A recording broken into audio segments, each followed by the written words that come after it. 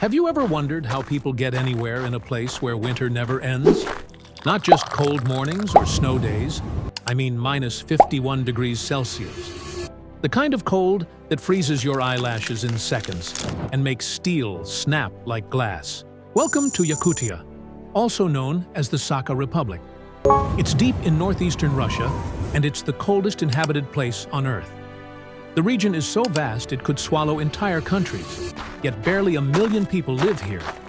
For most of the year, it's frozen solid. The air feels dry and sharp, and when you breathe, tiny crystals form and float away. Even sound seems slower here. The world moves quietly, as if the cold itself absorbs the noise. But what really makes Yakutia extraordinary isn't how cold it gets. It's how people move through it. Because here, transportation isn't a choice, it's survival. Think about it. When the ground is frozen like stone and rivers turn to ice, your car isn't just a way to get around. It's your lifeline. Food, medicine, school, work. Everything depends on whether the engines keep running. And somehow, they do. Most cars in Yakutsk, the capital, are second-hand Japanese imports. Toyotas, Nissans, Hondas. They're right-hand drive because they come straight from Japan. People love them because they're simple, reliable, and easy to fix, even in the cold. Fancy cars don't last here. You don't care about luxury when the temperature can kill an engine in minutes. And that's why everyone in Yakutia follows one rule: never let your engine go cold. During the long winter months, cars stay on. All day, all night. You'll see them parked outside homes, stores, and schools, with engines quietly humming under a layer of frost. Because if you turn it off, it might never start again. Oil turns to paste. Batteries freeze. The car becomes a sculpture made of ice. So, the sound of Yakutsk isn't voices or footsteps. It's engines. A low, steady hum that fills the air. The sound of survival. Drivers have their own tricks. Some install remote starters that turn on automatically when temperatures drop too low. Others plug their cars into block heaters that warm the engine from underneath. Every parking lot looks like a web of power cables running through the snow, connecting machines to tiny lifelines of heat. It's like the whole city breathes together. Even starting a car here feels like a ritual. People step outside wrapped in fur hats and heavy boots, brush off the snow, check under the hood, and tap the tires to make sure they're not frozen stiff.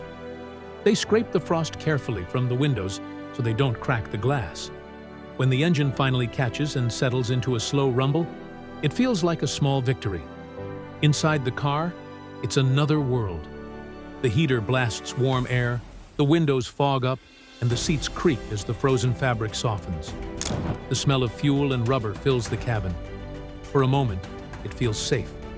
But step outside, and the cold reminds you where you are. The roads themselves tell another story. Asphalt doesn't survive long in this kind of cold. It cracks, breaks, and shifts with every freeze. So instead of relying on pavement, people adapt.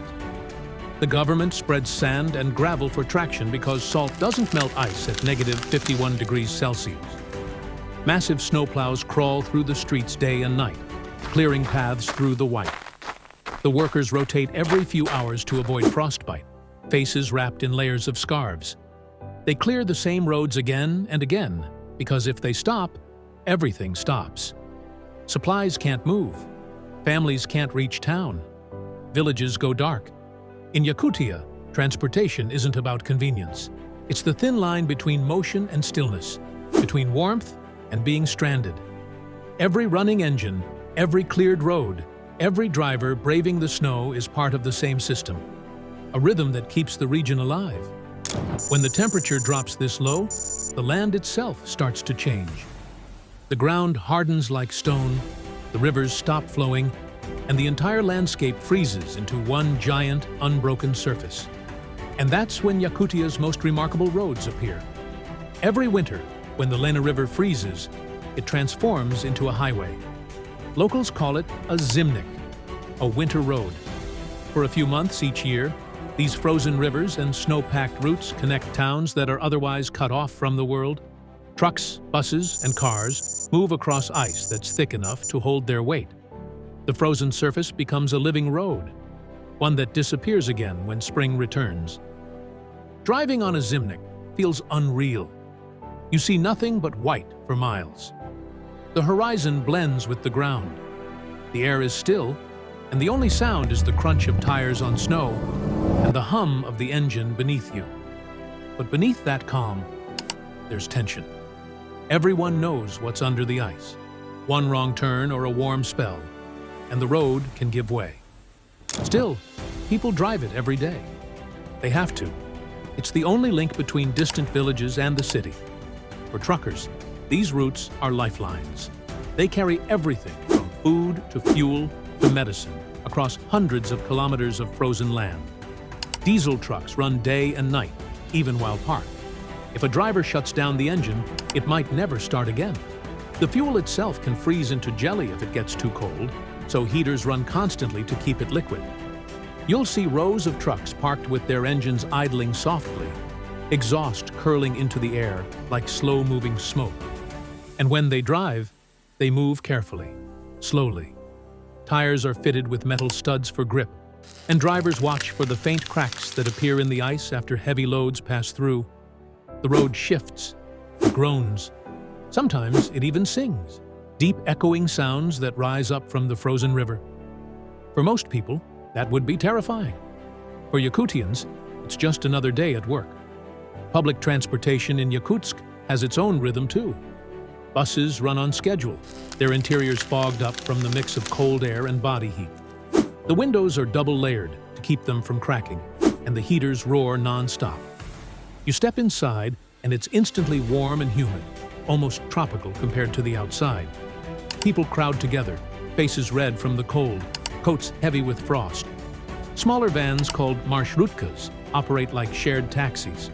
They wait until they're full before heading off to nearby towns or neighborhoods.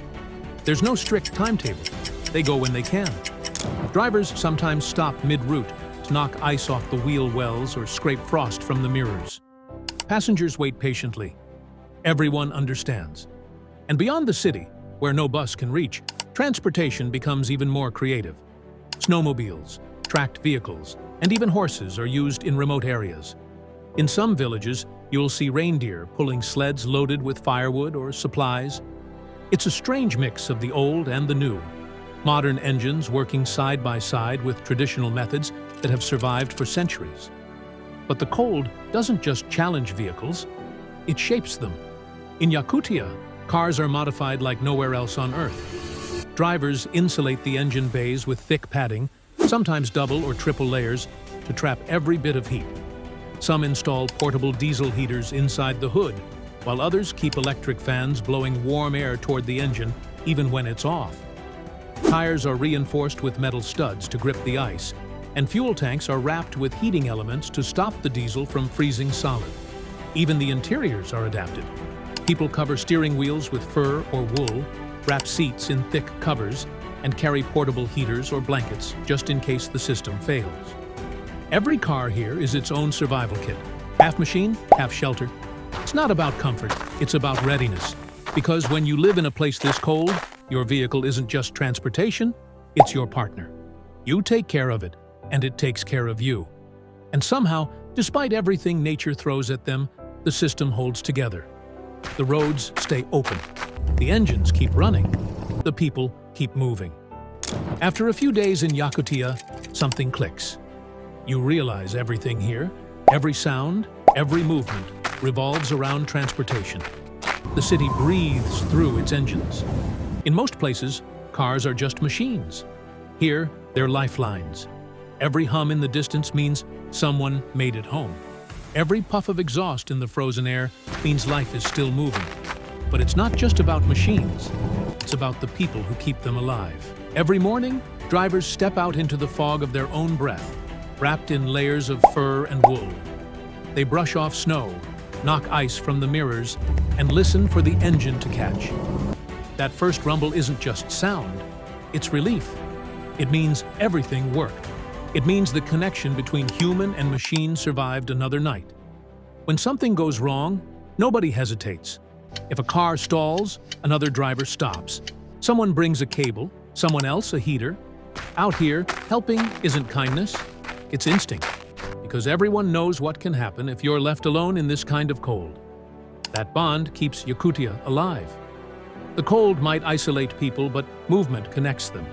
Truckers share road updates. Villagers warn each other of ice cracks or storms. Strangers offer rides to those walking too far from town. Everyone's part of the same rhythm, the rhythm of motion. When you leave Yakutia, the silence feels strange. You start to miss that constant background hum, the sound of life pushing back against the freeze. You realize it wasn't just noise, it was heartbeat, it was survival. The real miracle of Yakutia isn't that people endure the cold, it's that they keep moving through it. Every engine running, every truck crossing a frozen river, every snow-covered bus stop is proof that life can adapt anywhere. So the next time you start your car on a cold morning and complain about scraping ice off the windshield, remember Yakutia. Remember the place where cars never sleep, where rivers turn to highways, and where minus 51 degrees Celsius isn't the end of the world. It's just another day on the road. What do you think? Could you live in a place where your car has to run all night just to survive? Would you drive across a frozen river at minus 51 degrees Celsius? Tell me in the comments below. And if you enjoyed this story, make sure to like, subscribe to our channel, Iced Existence, and stick around for more journeys into the coldest, toughest, and most fascinating places on Earth.